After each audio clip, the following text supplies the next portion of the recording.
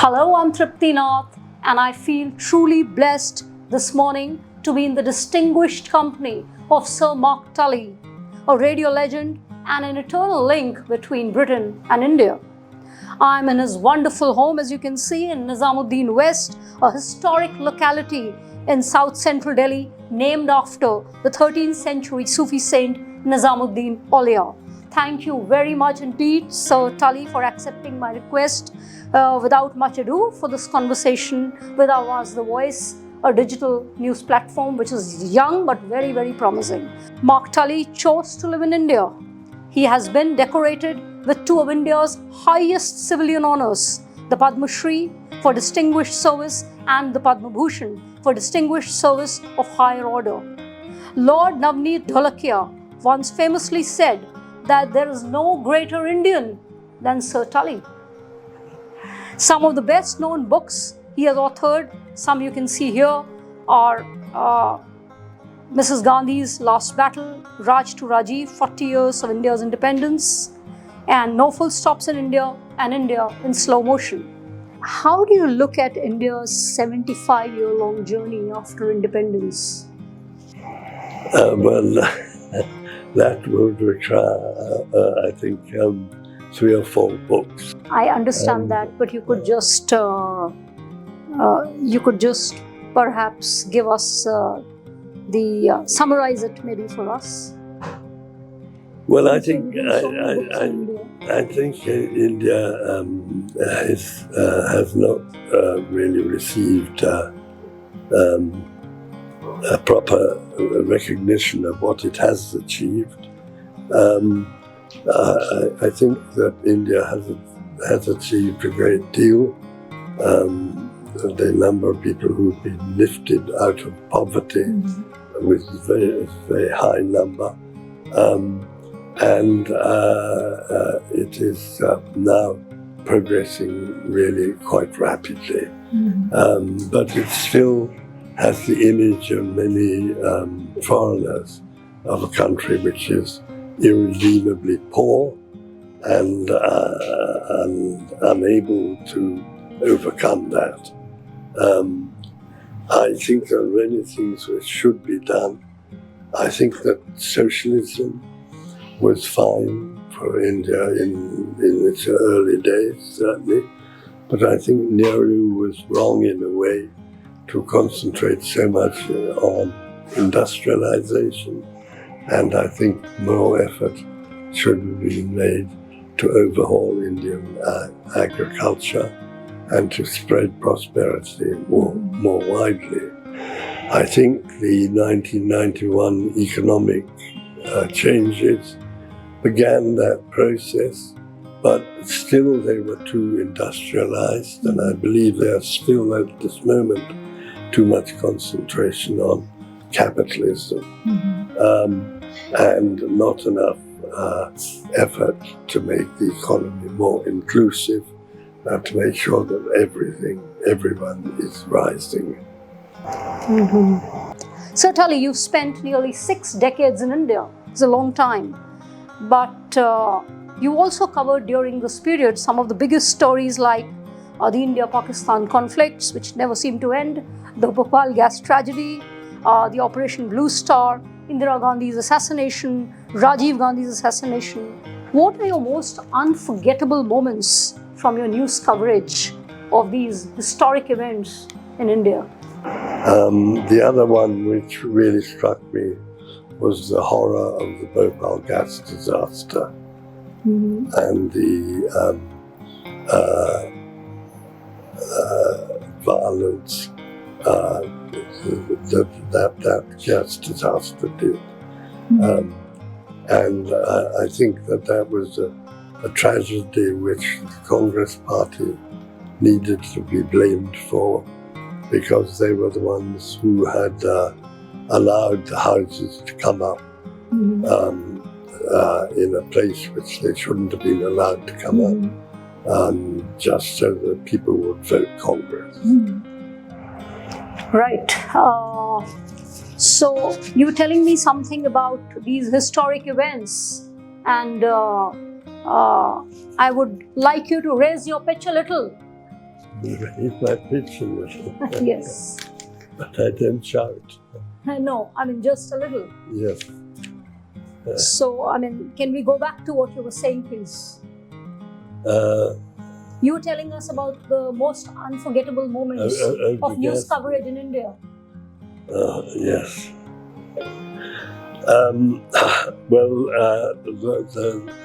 India is the land journalists delight because they're always coming across big stories. And I covered political stories, I covered economic stories, I covered human rights stories, and there was a tremendous variety in stories which I covered. Mm-hmm. And what are your recollections of covering Indira Gandhi's assassination and breaking the story to the world? Well, I didn't break the story to the world. My colleague Satish Jacob. But you were the bureau chief then, right? I was the bureau chief, but Satish was the person who broke the story. Right. On that day, I was actually in Mussoorie, covering a visit by Princess Anne to the Tibetan schools, of which she was a patron. And as we were climbing up the hill to these schools, I heard two policemen talking. So you were telling us the day the news broke, you were in Mussoorie. Yes, I was in Mussoorie, above Mussoorie, climbing a steep hill to a Tibetan school, reporting on Princess Anne of Britain's visit there, because she was the patron of the Save the Children Fund, who were running the schools. And I heard two policemen talking and saying, "Kuchwal, Mrs. Gandhi ko." And I said, "Kya hua?" They said, "Humko malum nahi, lekin hum suna ki wo bahut badi baat hai." So I turned and went down the mountain as quickly as I could. And I got in my car and drove with Chile, who was staying in Dehradun, back to Delhi. And when I got to Delhi, I found Satish had done a wonderful job in putting the story out. And we were the first people to broadcast the story. Right. But it was not me, it was Satish. It's very modest of you to acknowledge that. I recall from reading news reports that when you got the news of your knighthood, you received it with utmost humility. And you said that you were totally surprised. And you said, "I had really thought I was yesterday's man." Can you relive that moment? Yes. That was at the age of 66 that you got knighthood. No, 2002, yes. Yeah. Well, I was in Nizamuddin East in those days, still in the BBC flat, although I'd left the BBC. And I got a phone call from the High Commissioner. And he said, "Mark, we want to offer you the KBE. Will you accept?" And so I said to him, "But I don't know what is a KBE." And he said, "A knighthood." And I said to him, "But I'm yesterday's man." And he said, "Well, we don't think you are. And we want you to accept this." Sorry, what did you say? He said, "I don't think you are, and we want you to accept this." So I went to see Julie, who was in another woman. I told her, and she was very against accepting it. But I thought, and then I thought to myself that it's a very ungracious thing to do when someone makes an offer like that to you, to say, "No, I'm a journalist, I'm too independent-minded to have a knighthood," or something like that. And I decided I would accept it. And one of the main reasons was my mother was then about 92, And I knew that she would be thrilled about this, and I was right. Apparently she heard about it on BBC Radio while she was having a bath that early in the morning, and she leapt out of the bath and ran to tell some of my many other brothers and sisters. I'm sure. Yes. And you're the only journalist in your family? Yes, none of my children. I have a daughter who worked for the BBC for some time, but then she went into social service. Oh, so that was quite a moment. What is it that has inspired you the most about India in the many years and decades of being here? Well, what's inspired me most about India is really Indian thought, as I imagine it. Indian Thought. Indian thought. As I think it to be. And the fact that Indian thought means that we should be able to have people of all religions here living together, and the understanding that Christians like myself do some things and don't do other things.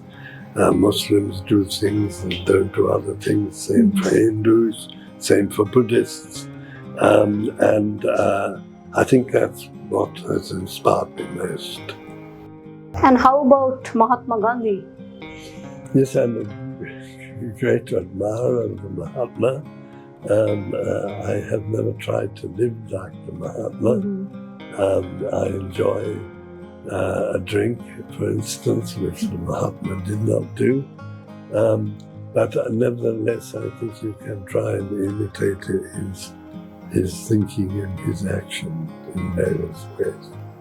And you said, while we were talking just now, a few minutes back, that India has achieved a lot. But how do you envision this new India? Well, I don't like to talk about new India. I think that's I think India is a continuity. It has had a long history. It's continuing to have a history and to make history. And when people talk about India becoming a great power or something like that, I rigidly oppose that sort of idea. I see. I think India should and must grow to be more inclusive, that the economic growth which takes place must be rising, must be affecting all Indians. And that is a huge task and worthwhile ambition. And let the rest of the world do what they want. Let India be India in that sense. So the economic growth must really touch everybody's life. Absolutely. Right. Yes. I think if I were to not ask you what is your biggest advice to journalists and aspiring broadcasters, this conversation would be incomplete. So how do you look at the current crop of journalists? Well, I think the current crop of journalists are fine. I think they are suffering from a lot of problems. I think that there are undue editorial pressures on them, sometimes undue government pressures on them.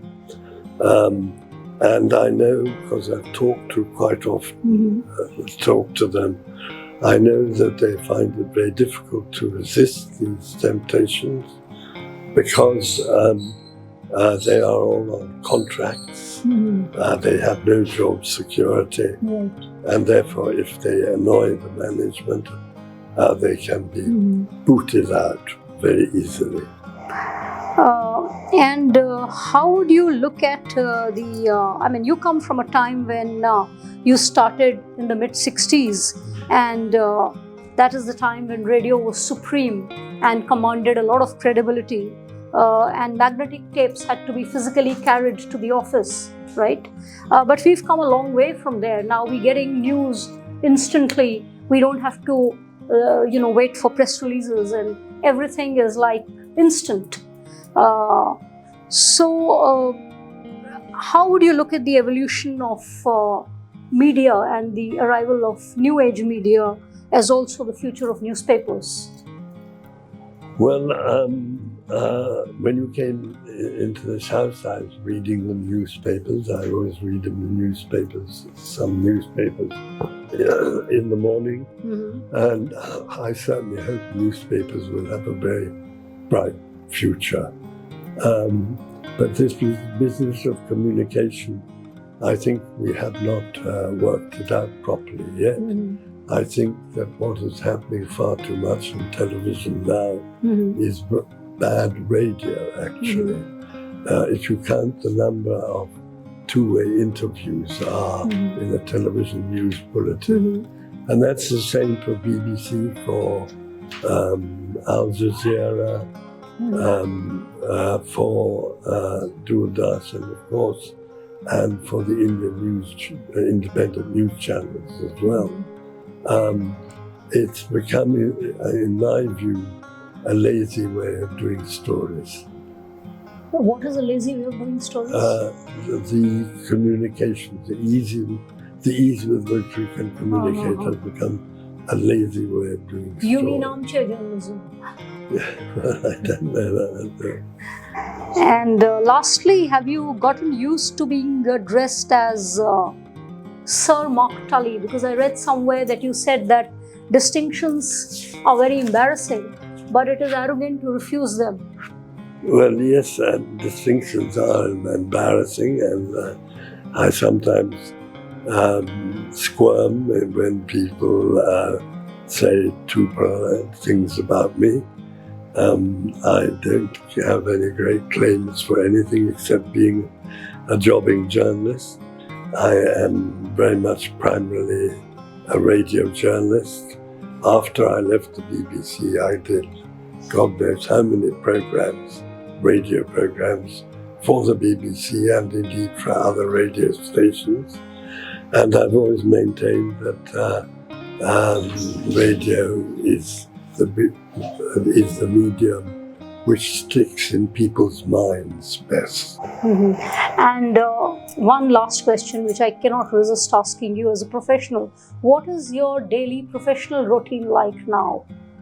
My daily professional working life is not very professional at all. I'm sure it must be. All I do is get up and work on the book I'm writing at the moment, and I don't go to press conferences. I don't do the normal journalistic things at all. So, can you tell us about the book you're writing, or is it still in the works? Well, it's still in the works. Okay. On that note, thank you very much, Sir Mark Tully. I'll be very, very honest in articulating my innermost thoughts that this has been truly a chance of a lifetime for me and really an honor. And thank you very much. Thanks indeed for sparing time for Awaz The Voice. Again, without much ado, thank you very much. There you are, you see. Thank you.